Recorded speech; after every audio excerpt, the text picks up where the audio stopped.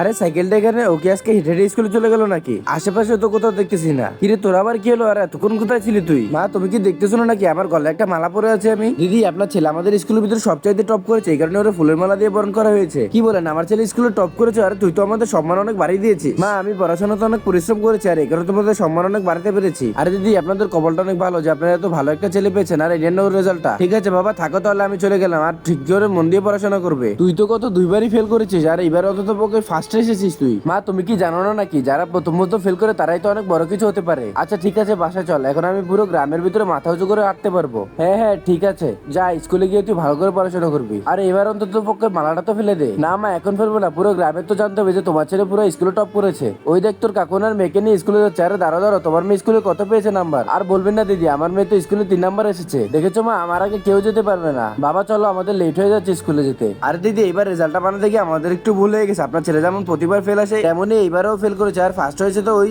রামোদার মেয়েটা। এরপরে কি হয়েছিল তা দেখার আগে তুমি যদি চাও তোমার মা 100 বছর বাঁচুক তাহলে অবশ্যই একটি লাইক করবে আর একটি সাবস্ক্রাইব করে দিবে আর একটি রেড হার্ট কমেন্ট বক্সে কমেন্ট করে যাবে।